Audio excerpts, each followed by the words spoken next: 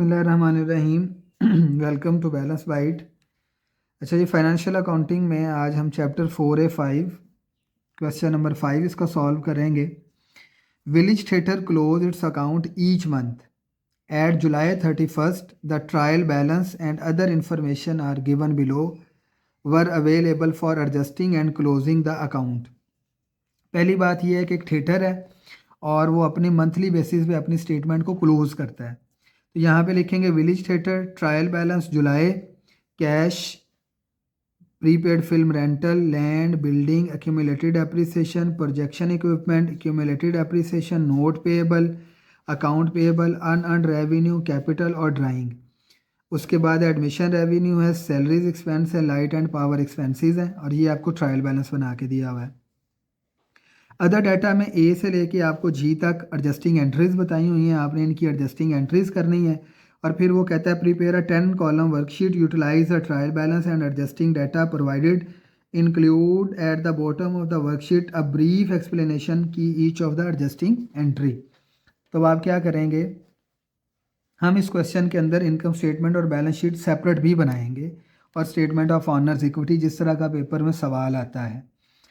तो अब हमने ये क्वेश्चन पढ़ लिया। सबसे पहले हम एडजस्टिंग एंट्रीज़ हैं, एडजस्टिंग एंट्रीज़ को हम सॉल्व करेंगे आंसर शीट के ऊपर और फिर उसके बाद हम जब आंसर शीट के पे एडजस्टिंग एंट्रीज़ बना लेंगे तो फिर हम उन एडजस्टिंग एंट्रीज़ को जाके पुट करेंगे वर्कशीट के सेकंड कॉलम में जहाँ पे लिखा होता है एडजस्टमेंट। तो हम एक एक करके एडजस्टिंग एंट्री पढ़ते हैं और साथ साथ उसका इफेक्ट करते जाते हैं। तो लिखा हुआ जी film rental expense for July amount 12050। जो जुलाई का एक्सपेंस है वो 21050 है, तो फिल्म रेंटल एक्सपेंस डेबिट हो जाएगा। However the film rental expense for several month has been paid in advance. तो जो प्री पेड रेंटल एक्सपेंस है या प्री पेड फिल्म रेंटल है वो क्रेडिट हो जाएगा। तो एडजस्टिंग एंट्री आपके पास होगी फिल्म रेंटल एक्सपेंस डेबिट और pre paid film rental credit 21050। तो अब आप लिखेंगे फिल्म रेंटल एक्सपेंस डेबिट और pre paid film rental credit और ये आपने अमाउंट लिख दी। देन यहाँ पे the building is being depreciate over a period of 20 year. आगे ब्रैकेट में लिखा होगा 240 मंथ। याद रखिएगा कभी भी क्वेश्चन में या आपके जो पेपर में पूछा जाएगा वहाँ पे ये 240 मंथ कभी भी नहीं दिए जाते। ये जस्ट आपको यहाँ पे दिया हुआ है, इसलिए मैं फ़िलहाल इसको यहाँ से ख़त्म भी कर रहा हूँ। तो अब आपने डेप्रीसिएशन की एडजस्टिंग एंट्री आपको पता है कि डेप्रीसिएशन एक्सपेंस डेबिट और क्यूमुलेटेड डेप्रीसिएशन क्रेडिट। अब आपकी जो फाइनेंशियल स्टेटमेंट हैं वो बनती है मंथली बेसिस पे। तो उसका फार्मूला होता है कि cost divided by useful life, cost minus residual value divided by useful life, यानी cost minus residual value divided by useful life. ये फार्मूला होता है डेप्रीसिएशन कैलकुलेट करने का। कॉस्ट है 168,000, रेजिडल वैल्यू 0 होगी, यूज़फुल लाइफ 20 ईयर है। तो एक साल में 12 माह होते हैं और 20 सालों में कितने होंगे, 240 मंथ। तो इसलिए इसको 240 पे डिवाइड किया और हमारे पास आंसर आ गया 700। तो हमने डेप्रीसिएशन एक्सपेंस डेबिट और एक्यूमुलेटेड डेप्रीसिएशन क्रेडिट कर दिया। लेकिन अगर मंथली बेसिस पे ना होता तो फिर हम सिर्फ इसको 20 ईयर से डिवाइड कर देते अगर एनुअल डाटा होता तो।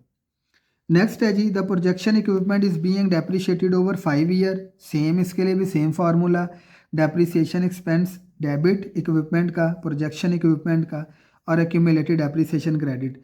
सेम वही क्राइटेरिया, एक साल में 12 माह होते हैं और 5 साल में 60 मंथ हो जाएंगे। 36,000 डिवाइडेड बाई 60, आपके पास अमाउंट आ गई 600 की। आगे है जी at July 31st accrued interest payable on the note payable amount 1650। Accrued interest payable है, ऐसा इंटरेस्ट जिसको अर्न कर लिया लेकिन पे नहीं किया। No adjusting entry yet been made to record the interest expense. तो हम लिखेंगे इंटरेस्ट एक्सपेंस डेबिट और इंटरेस्ट पेएबल क्रेडिट और अमाउंट है 1650। देन ई पॉइंट में कहता है village theatre allow the local YMCA to bring children attending seminar to the movies as on any weekend after a fix fee 500 per month. तो इन्होंने theatre वालों ने allow किया बच्चों को कि वो कहीं किसी भी वीकेंड पे बच्चों को बुला के 500 फीस है डॉलर पर मंथ, बच्चों को वीकेंड पे आके मूवी दिखा सकते हैं। On 28 May the YMCA made a 1500 advance payment covering the month of June, July and August. तो उन्होंने एडवांस पेमेंट ले ली, 3 माह का एडवांस रेवेन्यू ले लिया 1500। हमें 1 मंथ का चाहिए, तो हम क्या करेंगे 1500 डिवाइडेड बाय 3, तो हम लिखेंगे 500 और 500 आपका एडमिशन रेवेन्यू आपकी इनकम में इजाफा हुआ क्रेडिट करेंगे, और अनअर्नड एडमिशन रेवेन्यू आपकी लाइबिलिटी में कमी हुई उसको डेबिट कर देंगे। ठीक है जी। नेक्स्ट है जी F पॉइंट है, village theatre receive a percentage of revenue earned by the Tasty corporation the concessionaire operating the snack bar. अब ऐसे होता है समटाइम कि स्नैक्स होते हैं, उन स्नैक्स बार होते हैं। अब किसी भी अगर आप थिएटर में जाएं या किसी भी सिनेमा में जाएं तो उसके अंदर स्नैक बार ज़रूर होते हैं। तो ये थिएटर वालों ने इनको स्नैक बार वहाँ पे लगाने के लिए दिया, उनको प्लेस दी कि आप यहाँ पे ओपन कर लें, और उनके साथ एक परसेंटेज डिसाइड कर ली। और वो परसेंटेज ये थी कि जितने पैसे वो अर्न कर लेंगे उसमें से कुछ पैसे इनको मिलेंगे। तो यहाँ पे भी वो कहता है कि विलेज थिएटर रिसीव, उन्होंने रिसीव किए हैं a percentage of revenue earned by the Tasty corporation for snack bar sales in July. जुलाई की जो उनकी सेल्स थी, Tasty owes village theatre 2250 payable on August and no entry has yet been made to record the revenue. उन्होंने earn कर लिया लेकिन receive नहीं किया, तो हम लिखेंगे कमीशन रेवेन्यू रिसीवेबल डेबिट और कमीशन रेवेन्यू क्रेडिट। ऐसा रेवेन्यू जिसको अर्न कर लिया लेकिन रिसीव नहीं किया, अर्न कर लिया हमारी इनकम है, हम लिखेंगे कमीशन रेवेन्यू क्रेडिट और commission revenue receivable debit.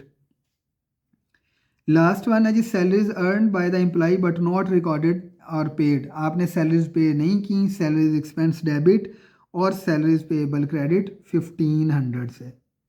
Balance sheet में आप जो आपको ट्रायल बैलेंस में चीज़ें दी हैं, कैश, प्रीपेड, फिल्म रेंटल, ये सारी चीज़ें आपको यहाँ तक दी हुई थी ड्राइंग तक, ये आपने लिख ली। बाकी अब आप एडजस्टिंग एंट्री में आके देखें तो इसमें सबसे पहले था फिल्म रेंटल एक्सपेंस। तो यहाँ पे आके आपने यहाँ से 4-5 रोज़ छोड़ी, उसके बाद आपने इनकम समरी अकाउंट लिखा, वहाँ पे एडमिशन रेवेन्यू था, सेल्स था, लाइट एंड पावर थी, यहाँ तक वो इन्फॉर्मेशन आपको गिवन थी। अब आपने फिल्म रेंटल एक्सपेंस थे वो यहाँ पे लिखे और ये डेबिट हो रहे हैं, तो आपने एडजस्टमेंट में जाके डेबिट कर दिया। और क्रेडिट हो रहा है प्रीपेड फिल्म रेंटल, तो आपने प्रीपेड फिल्म रेंटल के सामने जाके क्रेडिट कर दिया। यानी आपने एडजस्टिंग एंट्री में जो एक्सपेंस था वो डेबिट साइड पे लिखा और प्रीपेड फिल्म रेंटल क्रेडिट हो रहे थे इस एंट्री से, उसको आपने क्रेडिट कर दिया। देन उसके बाद डेप्रीसिएशन एक्सपेंस बिल्डिंग, तो आपने यहाँ पे लिखा डेप्रीसिएशन एक्सपेंस बिल्डिंग डेबिट 700 से एडजस्टमेंट वाले कॉलम में, और यहाँ पे था एक्यूमुलेटेड डेप्रीसिएशन ऑन बिल्डिंग, तो उसकी क्रेडिट साइड पे जाके 700 लिख दिया क्योंकि एक्यूमुलेटेड डेप्रीसिएशन क्रेडिट हो रही थी। देन फिर आपके पास डेप्रीसिएशन एक्सपेंस से आपने डेप्रीसिएशन एक्सपेंस प्रोजेक्शन इक्विपमेंट के 600 से डेबिट कर दिए, और एक्यूमुलेटेड डेप्रीसिएशन उसकी भी जो है वो 600 से क्रेडिट कर दी। देन आपने लिखा जी इंटरेस्ट एक्सपेंस, यहाँ पे लिखिए इंटरेस्ट एक्सपेंस 1650 से डेबिट, और इंटरेस्ट पेएबल की लाइबिलिटी खुद बनाई यहाँ पे, ये यहाँ पे पहले नहीं थी। तो इस एडजस्टिंग एंट्री में जो चीज़ें यहाँ पे नहीं है उनको हम साथ साथ लिखते जाएंगे। तो हमने इंटरेस्ट पेएबल यहाँ पे 1650 लिख दिया। उसके बाद था अनअर्नड एडमिशन रेवेन्यू 500 से डेबिट हो रहा है, अनअर्नड एडमिशन रेवेन्यू हमारे पास अवेलेबल था, उसके सामने जाके हमने डेबिट साइड पे 500 लिख दिया और एडमिशन रेवेन्यू को क्रेडिट कर दिया। तो एडमिशन रेवेन्यू के सामने जाके हमने क्रेडिट साइड पे 500 लिख दिया।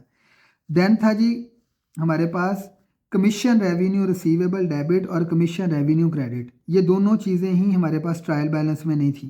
तो ये एसेट था, ये हमने यहाँ पे जाके लिखा कमीशन रेवेन्यू रिसीवेबल डेबिट 2250 से, और कमीशन रेवेन्यू हमारे पास इनकम थी, हमने क्रेडिट साइड पे जाके लिख दिया 2250। सैलरीज एक्सपेंस यहाँ पे पहले दिए हुए थे, उनके सामने बिल्कुल जाके 1500 लिख दिया, लेकिन सैलरीज पेएबल की लाइबिलिटी यहाँ पे नहीं थी, तो जाके हमने खुद लाइबिलिटी यहाँ पे जाके लिखी सैलरीज पेएबल क्रेडिट। तो हमने क्या किया कि जो ट्रायल बैलेंस के अंदर चीज़ें थी वो लिख के कुछ स्पेस छोड़ी, ताकि जो एडजस्टमेंट के अंदर, जो एडजस्टिंग एंट्री के अंदर चीज़ें हैं वो भी जाके हमने वर्कशीट में लिखनी होती हैं। तो उनको हमने लिखा। ट्रायल बैलेंस का टोटल गिवन था, यहाँ पे जाके हमने लिख दिया। एडजस्टमेंट का हमने टोटल किया तो वो बना 28250, तो ये टोटल हमने यहाँ पे लिख दिया। अब ट्रायल बैलेंस से और एडजस्टमेंट से हम नया बनाएंगे एडजस्टेड ट्रायल बैलेंस। अच्छा, ये एडजस्टेड ट्रायल बैलेंस बनाना है तो ये 20,000 एज इट इज़, ये 31200 आपके पास डेबिट था, 31200 डेबिट, उसमें से माइनस करेंगे 2150 क्रेडिट, तो 10150 डेबिट साइड पे आ जाएगा। डेबिट साइड बढ़ी है इसलिए आंसर का जो माइनस करने के बाद आंसर आएगा वो डेबिट साइड पे आएगा। Land as it is, building भी एज इट इज़, ये 10,500 आपके क्रेडिट थे और प्लस 700 भी क्रेडिट था, तो हम 11,200 भी क्रेडिट पे लिखेंगे। 36,000 एज इट इज़ आ गया, ये 3,000 क्रेडिट था, ये 600 भी क्रेडिट था, दोनों को मिला के 3600 क्रेडिट हो गया। ये 190,000 एज इट इज़ आ गया, 4400 एज इट इज़ आ गया, ये 1000 डेबिट क्रेडिट था और 500 जो है वो डेबिट था, तो नेट क्रेडिट साइड पे 500 आ गया। 103,400 capital as it is, drawing as it is debit side पे, उसके बाद interest payable as it is, commission revenue receivable asset as it is debit, और ये 1500 भी क्रेडिट साइड पे एज इट इज़। अब इन दोनों को 369,400 36900 ये क्रेडिट था, प्लस 500 भी क्रेडिट था, तो ये टोटल इस साइड पे आ गया। 8700 डेबिट है, प्लस 1500 भी डेबिट है, दोनों को प्लस करके लिखा 10200 एज इट इज़। फिर 18 एज इट इज़, ये 210 कोई चेंज नहीं है, सेम लिख देंगे, ये भी सेम आ जाएगा, ये भी सेम आ जाएगा, ये भी सेम आ जाएगा, और ये भी आपकी इनकम है, इनकम साइड पे आ जाएगी। तो अब हम एडजस्टेड ट्रायल बैलेंस का टोटल करेंगे तो वो बनेगा 355,900 क्रेडिट और डेबिट साइड। अब जैसे ही एडजस्टेड ट्रायल बैलेंस बनेगा, प्रीवियस सारी चीज़ें इररेलेवेंट हो जाती हैं। अब जो काम होना है वो एडजस्टेड ट्रायल बैलेंस से ही आगे होना है। तो अब हमने एडजस्टेड ट्रायल बैलेंस से इनकम स्टेटमेंट बनानी है। तो इनकम स्टेटमेंट, ये इनकम है, ये एज इट इज़ यहाँ पे, ये सारे एक्सपेंसेस एज इट इज़ यहाँ पे, ये इनकम भी इस साइड पे। तो हम देखेंगे दोनों में से बड़ी साइड कौन सी है। इनकम वाली साइड बड़ी है, 37,400 प्लस 2250, टोटल किया 39,650, इधर भी 39,650 इस साइड पे भी। अब इसमें से आप माइनस करेंगे 1650 माइनस 600 माइनस 700 माइनस 1800 और माइनस 10,200। तो माइनस करने के बाद छोटी साइड पे आंसर आया 3650, तो इसका मतलब ये हमारी नेट इनकम है या नेट प्रॉफिट है। इनकम ज़्यादा है, एक्सपेंस कम है, तो आंसर हमारे पास प्रॉफिट की सूरत में आएगा। अब हमने इसी एडजस्टेड ट्रायल बैलेंस से बैलेंस शीट बनानी है। तो ये 20,000 एज इट इज़, ये भी ऐसे बैलेंस, ये भी ऐसे बैलेंस, ये बैलेंस भी ऐसे, ये क्रेडिट साइड पे, ये अगेन डेबिट साइड पे, ये भी क्रेडिट पे, ये भी क्रेडिट पे, ये भी क्रेडिट पे, ये भी एज इट इज़, ये 3500 डेबिट साइड पे, ये इस तरह से, ये 2250 डेबिट और 1500 क्रेडिट पे। अब ये जो इनकम है, ये इनकम क्रेडिट साइड पे आएगी। जब इनकम क्रेडिट साइड पे आएगी तो हम इस सब का टोटल करेंगे। तो हम जब इसका टोटल करेंगे, लॉस होता तो डेबिट साइड पे आता, लास्ट क्वेश्चन में मैंने बताया भी था।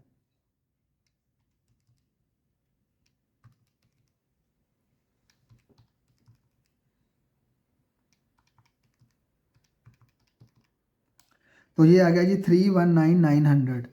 तो क्रेडिट साइड का टोटल इतना है, तो डेबिट साइड का टोटल भी इतना ही आना चाहिए और इतना ही आएगा।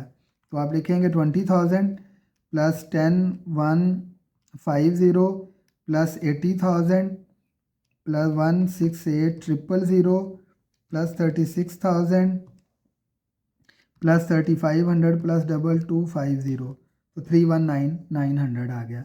अब ये आपकी वर्कशीट कंप्लीट होगी, लेकिन इस वर्कशीट के अलावा अब आपने 3 स्टेटमेंट अपनी आंसर बुक पे भी लिखनी है। यानी इनकम स्टेटमेंट बनानी है, स्टेटमेंट ऑफ ऑनर इक्विटी बनानी है और statement of financial position balance sheet भी बनानी है। अब मैंने ये एडजस्टेड ट्रायल बैलेंस सिर्फ सामने रखा है और इस एडजस्टेड ट्रायल बैलेंस से मैंने इनकम स्टेटमेंट बनानी है। तो इनकम स्टेटमेंट में जो एडमिशन रेवेन्यू था मेरे पास था, वो था 37,400 और कमीशन रेवेन्यू था 2250, तो इन दोनों को मैं प्लस करके लिखूँगा 37,400 प्लस 2250, तो ये आ जाएगा मेरे पास रेवेन्यू 3,639,650। आप नेम ऑफ कंपनी लिखेंगे, income statement for the month, उसके बाद सारे एक्सपेंसेस। तो सबसे पहले सैलरीज एक्सपेंसेस हैं, वो हैं 10,200 के। पावर हीट लाइट एक्सपेंसेस हैं 1,800 के। देन उसके बाद फिल्म रेंटल एक्सपेंस है आपके पास 21,050 के। देन आपके पास डेप्रीसिएशन 700 600, और देन आपके पास लास्ट एक्सपेंस है इंटरेस्ट 1650। आप इन सब का टोटल करेंगे तो ये 36,000 आ जाएगा। रेवेन्यू में से एक्सपेंसेस माइनस करेंगे तो आपके पास आंसर आएगा प्लस, यानी आपके पास नेट इनकम आ जाएगी 3650। यहाँ पे आप लिखोगे नेट इनकम। ये आपने आंसर शीट पे इस तरह से इनकम स्टेटमेंट बनानी है। उसके बाद आप स्टेटमेंट ऑफ ऑनर्स इक्विटी बनाएंगे और फिर बैलेंस शीट बनाएंगे। अच्छा जी, as per adjusted trial balance जो इसका कैपिटल है वो कैपिटल है इसका 103,400। इसके अंदर हम ऐड करेंगे नेट इनकम, जो अभी आपने नेट इनकम अर्न की है, और वो नेट इनकम है 3650। तो आप इन दोनों को जब ऐड करेंगे तो हमारे पास सब टोटल आ जाएगा 107,050, और फिर ड्राइंग लेस कर देंगे एज पर ट्रायल बैलेंस। तो जो आपके पास ड्राइंग है इसकी वो है 3500 की, तो आप इसमें से 3500 लेस कर देंगे तो आपके पास जो capital at the end of July आएगा वो आएगा 103,550, और ये वो बैलेंस है जो आप जाके बैलेंस शीट में जाके कैपिटल की जगह पे लिखेंगे। तो सबसे पहले आपके पास बिल्डिंग आ जाएगी, और ये भी सारा कुछ आपने एडजस्टेड ट्रायल बैलेंस से बनाना है 168,000, और उसमें से इसकी हम एक्यूमुलेटेड एप्रिसिएशन लेस कर देंगे 11,200। फिर इसी तरह से प्रोजेक्शन इक्विपमेंट है आपके पास 36,000 के, और उसमें से आप माइनस कर देंगे 3600। देन आपके पास है लैंड है आपके पास 80,000 की, ठीक है जी। लैंड के बाद कैश है आपके पास 20,000 का। फिर आपके पास प्रीपेड फिल्म रेंटल रह गए हैं आपके पास 10150 के, और फिर आपके पास एक है कमीशन रेवेन्यू रिसीवेबल 2250 का। तो यहाँ पे आप इसका टोटल कर लेंगे। तो सबसे पहले 168,000 माइनस 11,200, ये आ जाएगा 156,800। फिर आप लिखेंगे 36,000 माइनस 3600, तो ये आ जाएगा आपके पास 32,400 plus 156,800 plus 80,000 plus 20,000 plus 10,150 plus 2250। तो आपके पास जो टोटल एसेट्स आ जाएंगे वो टोटल एसेट्स आ जाएंगे 301,600 के। इसको आप डबल लाइन करेंगे, और डबल लाइन का मतलब होता है कि ये नीचे कैलकुलेशन में नहीं आएंगे। देन आप लाइबिलिटी वाली साइड पे आएंगे। लाइबिलिटी में सबसे पहले आपके पास है जी नोट पेएबल। तो नोट पेएबल हैं आपके पास 190,000 के, ठीक है जी। उसके बाद अकाउंट पेएबल हैं, और अकाउंट पेएबल आपके पास हैं 4,400 के, ठीक है जी। इंटरेस्ट पेएबल आपके पास आ गया 1,650 का, और सैलरीज पेएबल आपके पास आ गई 1,500 की, और एक आपके पास है unearned admission revenue, unearned admission revenue, और उसकी अमाउंट आपके पास रह गई है 500 की। तो यहाँ पे आप टोटल लाइबिलिटीज़ का भी टोटल कर लेंगे 190,000 प्लस 4,400 प्लस 1,650 प्लस 1,500 प्लस 500, इन सब का टोटल करेंगे तो आपके पास लाइबिलिटीज़ जो आ गई वो आ गई 198,050। और फिर ऑनर इक्विटी की हेडिंग देंगे लीड ऑन कैपिटल, जो ऊपर से आपने ये कैलकुलेट किया हुआ स्टेटमेंट ऑफ ऑनर्स इक्विटी, वो आप लिखेंगे 103550। तो आप इसके अंदर ऐड कर देंगे 103550, तो आपके पास आंसर आ जाएगा 301,600। तो ये आपके पास टोटल लाइबिलिटीज़ और इक्विटी इक्वल आ गया, जिसका मतलब आपका क्वेश्चन ठीक है।